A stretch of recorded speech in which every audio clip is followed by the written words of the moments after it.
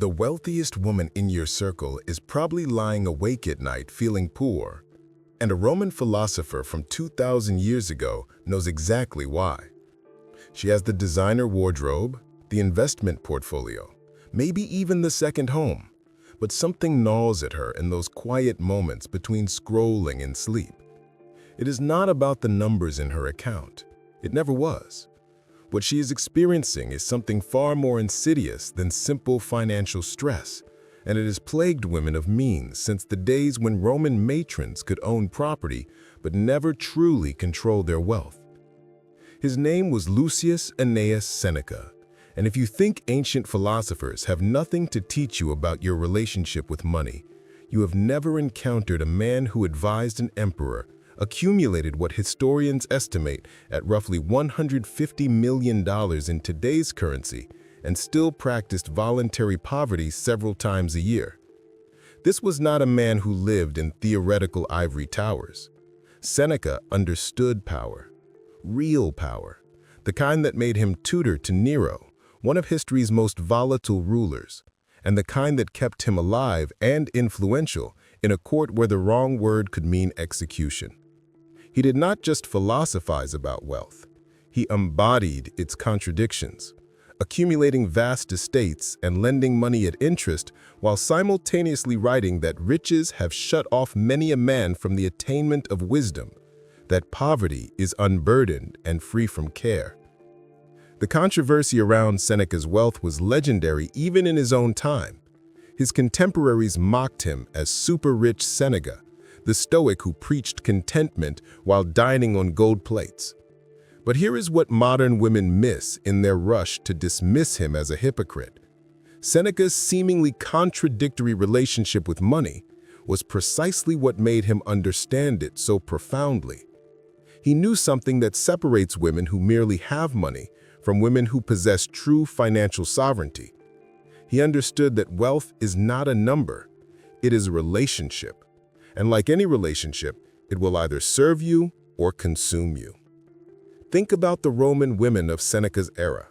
By the 1st century AD, they could technically own property, inherit wealth, and make certain financial decisions. Sound familiar? Yet despite these legal rights, Roman women experienced what we might now call financial invisibility, the strange phenomenon of holding assets while feeling powerless over them. Fast forward 2 millennia, and the script has barely changed. You can earn 6 figures, manage household finances, and still feel like an imposter at your own financial planning meeting. You have abundance. Your grandmother understood scarcity, but neither generation understood what Seneca called wealth consciousness, the internal sovereignty that determines whether money elevates you or enslaves you. But before we reveal what Seneca understood about wealth that modern women have forgotten, we need to expose the exact lie you have been told about money and feminine power, the one that keeps you rich in numbers but poor in peace. Let me describe your last luxury purchase. You justified it, you felt guilty afterward, and somewhere deep down, you bought it to prove something to someone, maybe even yourself. Perhaps you told yourself you deserved it after that brutal work week. Maybe you rationalized that successful women should have nice things.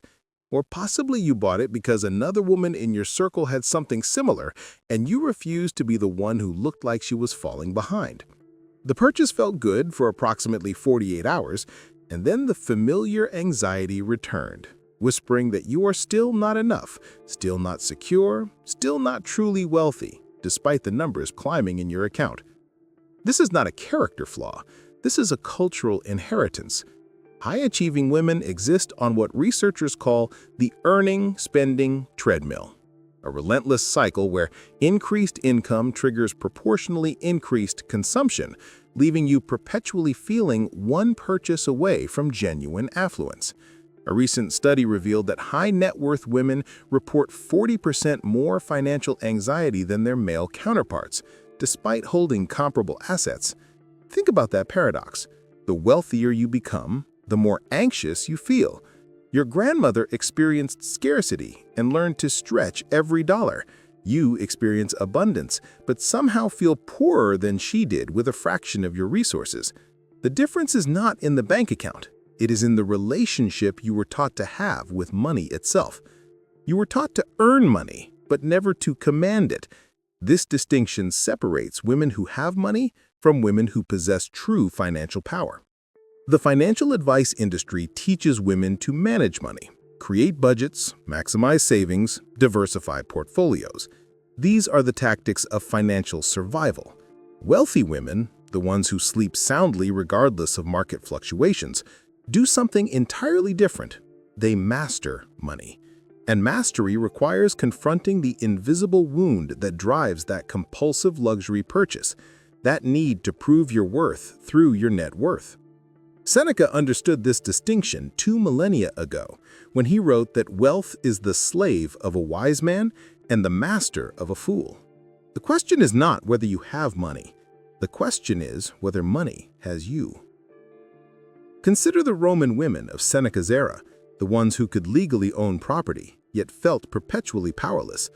They compensated for their political invisibility by draping themselves in extravagant jewelry, pearls that connoted luxury and high status, emeralds and diamonds set in gold that announced their wealth to anyone within eyesight.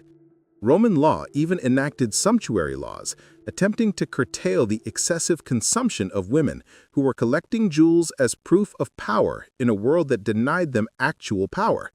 Sound familiar? What is your version of their jewels? Is it the designer handbag that announces you have arrived? The luxury car that signals you are not struggling, like your mother did? The expensive skincare regimen that proves you prioritize yourself? These purchases are not about the objects themselves. They are coded messages attempting to communicate your value in a language that will never truly satisfy the deeper hunger. Here is what nobody tells you about generational wealth trauma. Your mother passed down more than recipes and advice. She passed down every anxious financial decision she watched her mother make, every time she apologized for spending money on herself, every moment she equated her lovability with her financial humility. Research on intergenerational financial beliefs confirms that attitudes towards money are shaped early in life, with mothers being the most influential in forming children's money beliefs.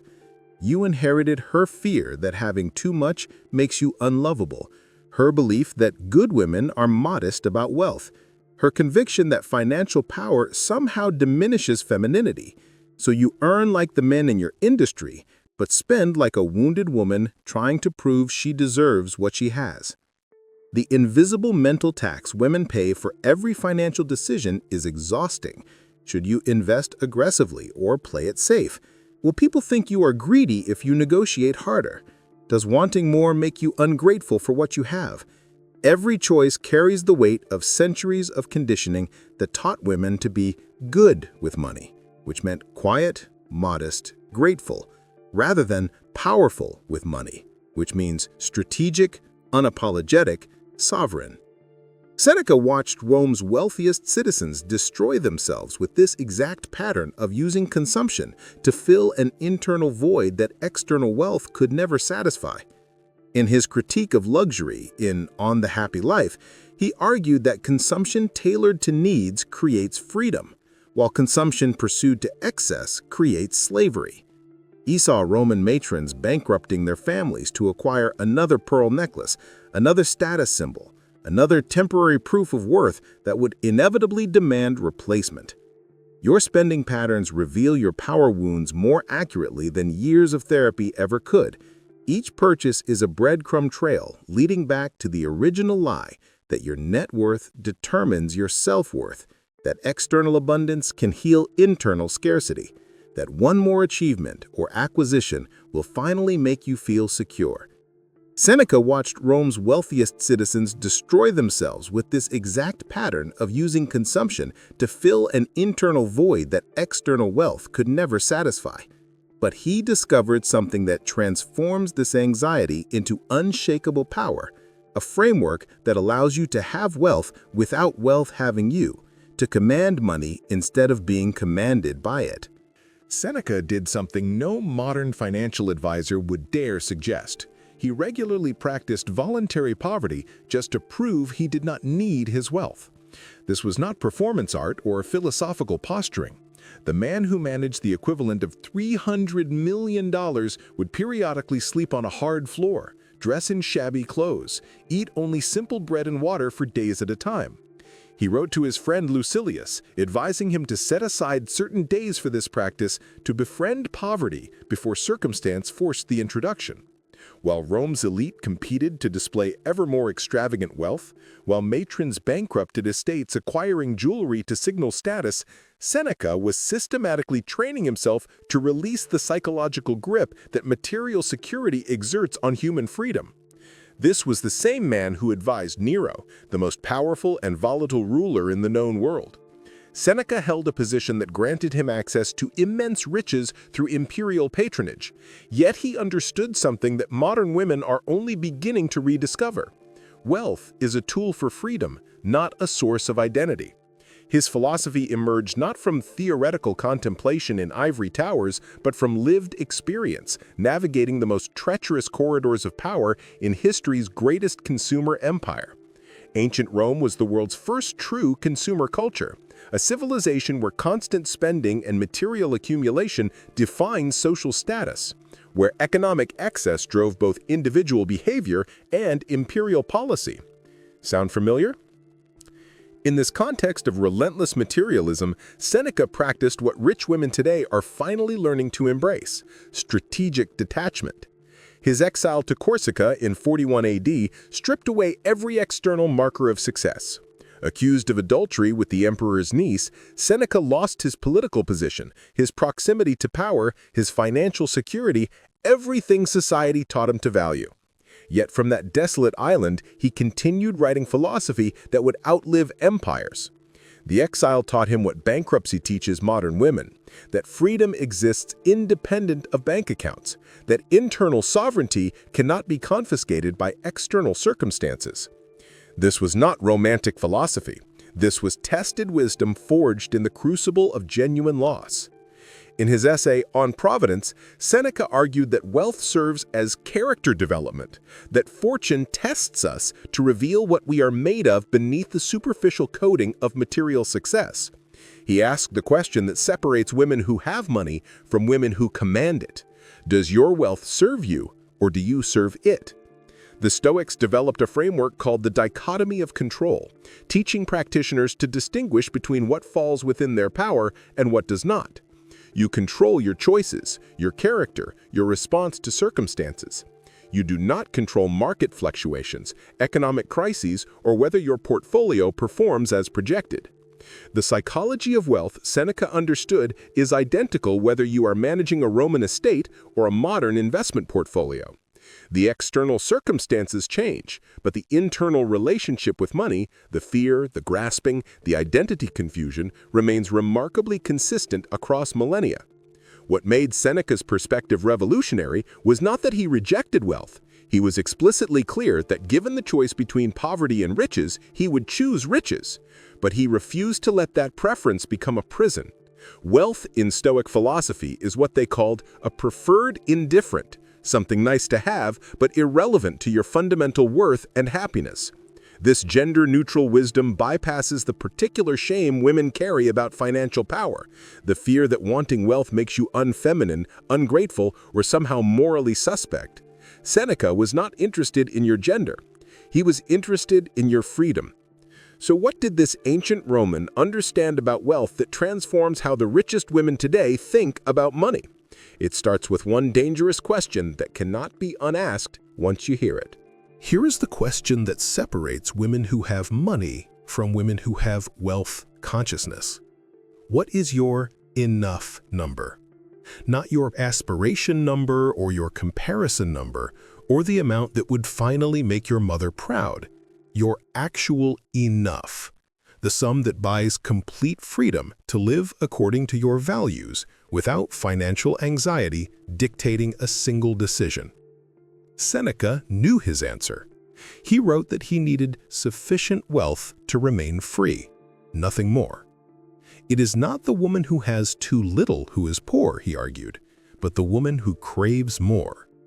This concept, Sufficiency consciousness forms the first pillar of Senecan wealth philosophy, and it contradicts everything modern consumer culture has taught you about female financial success. Wealthy women define their sufficiency number with mathematical precision. They calculate their freedom number using a framework the financial independence movement calls the Rule of 25. Multiply your annual expenses by 25, and you arrive at the amount that, properly invested, generates enough passive income to sustain your life indefinitely. This is not deprivation mathematics, this is power calculation. Once you know you're enough, comparison anxiety evaporates.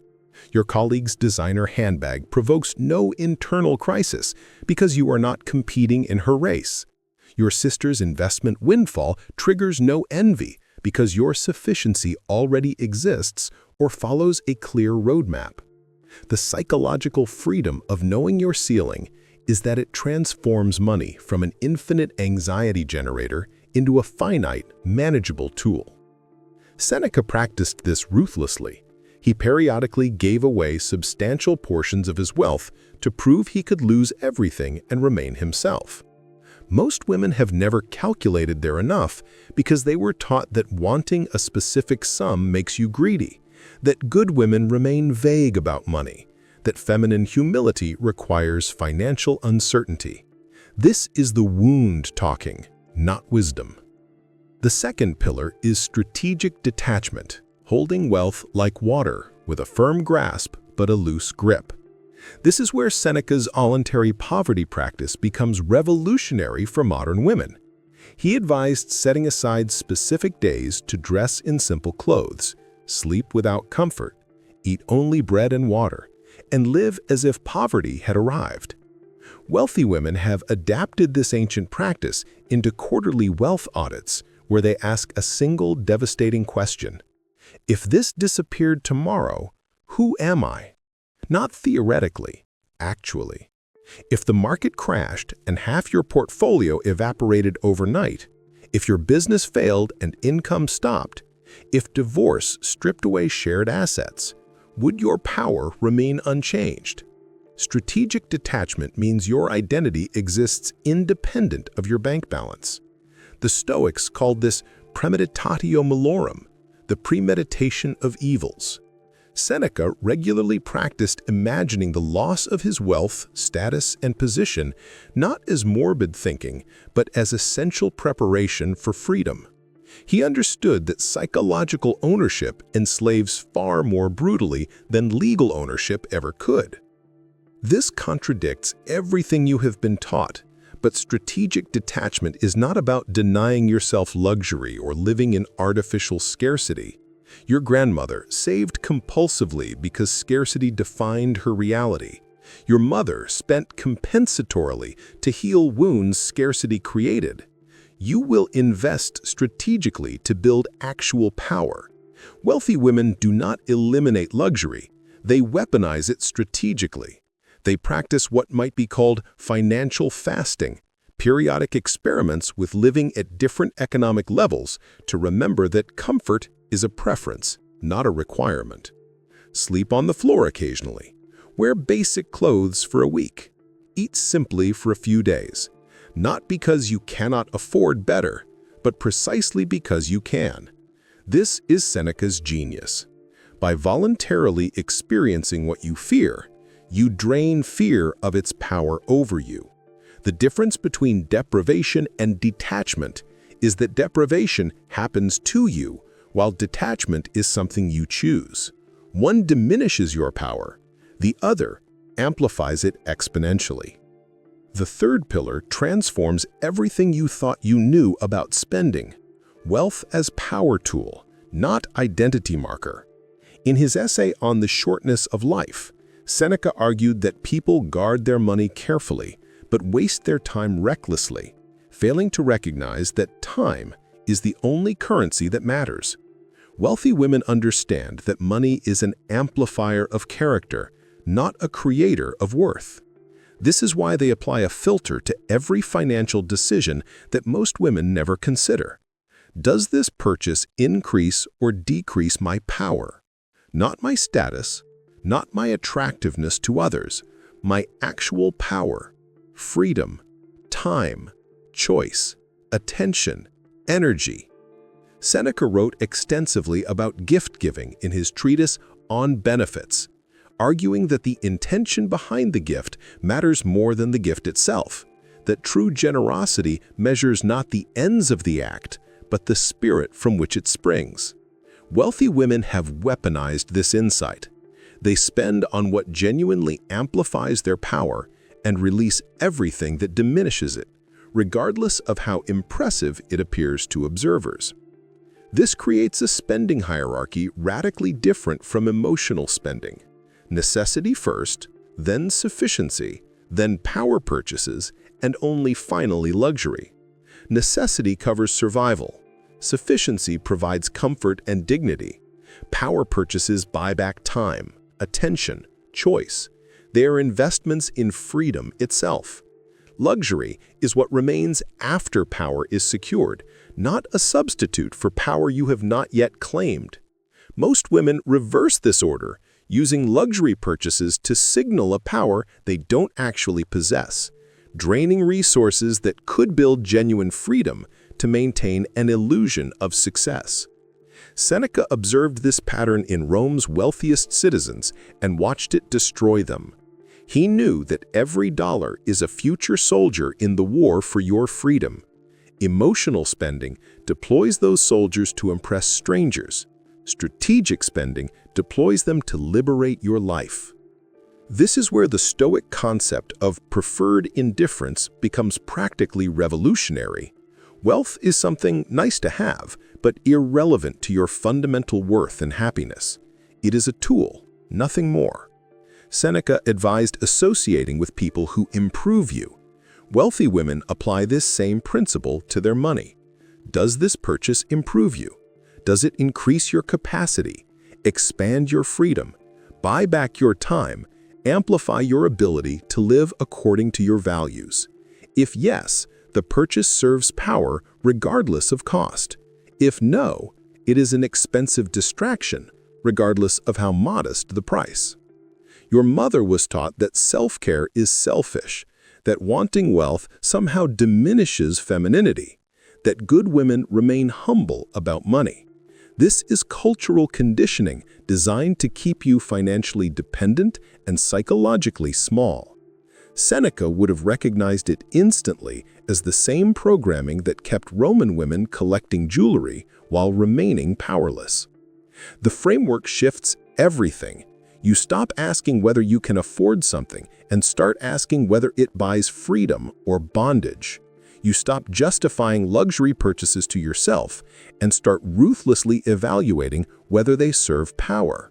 You stop feeling guilty about wanting wealth and start recognizing that financial sovereignty is the foundation of every other freedom you claim. Seneca practiced losing everything monthly through voluntary poverty to remind himself that his power existed independent of his possessions. Wealthy women practice quarterly wealth audits, asking who they are when the comfort disappears. Both practices train the same muscle, the capacity to remain yourself regardless of external circumstances. This is not just financial philosophy. This is the architecture of unshakable feminine power built on ancient wisdom that has survived 2 millennia because it works. Now you understand how rich women think differently. But knowledge without implementation is just expensive entertainment. Here is exactly how to rewire your wealth relationship starting tomorrow, beginning with the practices that separate women who understand these principles from women who embody them. Philosophy without practice is just intellectual entertainment. Here are the 5 exercises wealthy women do in their first 30 days of Senecan wealth mastery, each building the muscle of financial sovereignty 1 repetition at a time. Exercise 1. Calculate your sufficiency number tonight before you sleep. Take your monthly essential expenses, not your current spending, but what you actually need to live comfortably and freely, and multiply by 12 to get your annual number. Then multiply that annual figure by 25. This is your financial independence number, the amount that, properly invested, generates enough passive income to sustain your life indefinitely. Write it down. Most women avoid this calculation because seeing the actual number makes the goal feel either impossibly distant or surprisingly achievable. And both realizations demand action. Seneca knew his enough. Now you know yours. Exercise 2. 7-day spending consciousness journal starting tomorrow. Before every purchase, write 3 Senecan questions in a small notebook. Does this buy freedom or bondage? Would I want this if nobody ever knew I owned it? If I lost half my wealth tomorrow, would I still choose this? You are not changing your spending yet. You are simply becoming conscious of the relationship between your purchases and your power. Women in our community report that within 7 days, this practice reveals spending patterns they have unconsciously repeated for decades. This will feel strange. That is growth, not discomfort to avoid. Exercise 3. Monthly Philosophical Poverty Day adapted for modern life. 1 day each month, practice strategic detachment by voluntarily stepping down your comfort level. Sleep in the guest room or on a yoga mat. Wear only basic clothes. Eat simple meals, oatmeal, rice, vegetables, nothing processed or luxurious. Use no beauty products beyond essentials. Then journal that evening. Who am I without these comforts? Where does my power actually live? Seneca practiced this to drain fear of its grip. You are training the same muscle. Exercise 4. Quarterly Wealth Relationship Audit using 10 revealing questions. Set a recurring calendar reminder and answer honestly. What would I do differently if money was not a factor? What am I avoiding because of financial fear? Which purchases in the last 3 months increased my power? Which decreased it? If I could only keep 3 possessions, what would they be? What does that reveal about what I actually value? How would losing half my wealth change my daily life? Would it change who I am? These questions separate psychological ownership from legal ownership. Exercise 5. Strategic spending filter for purchases over $100.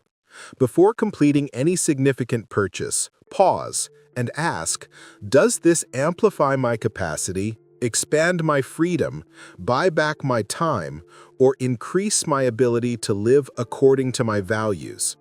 If the answer is yes to any of these, the purchase serves power. If no, it is an expensive distraction, regardless of price. Start with 1 pillar this month. Master sufficiency consciousness. Add strategic detachment next month. Integrate the power tool mindset in month 3. Start messy, refine later, iteration, not perfection. These practices will begin your transformation, but the women who fully embody this philosophy do one more thing that changes everything. You now understand what only 2% of wealthy women know, but understanding is not transformation. Implementation is. Seneca wrote that philosophy consists not in words, but in actions, that it teaches us to act, not merely to speak. Knowledge you do not apply becomes expensive entertainment, intellectual decoration that changes nothing. Your relationship with money transforms today only if you practice what you have learned, not simply consume it. Subscribe to this channel for the next video where we explore Epictetus on female financial boundaries and the power of saying no without guilt. Share this with one woman who confuses having money with having wealth consciousness. Join thousands of women in our community practicing Senecan wealth mastery together. Comment below with your sufficiency number. Let us hold each other accountable. Seneca's final wisdom. It is not because things are difficult that we do not dare. It is because we do not dare that they are difficult. Dare to master wealth. The transformation you begin today ripples to your daughters,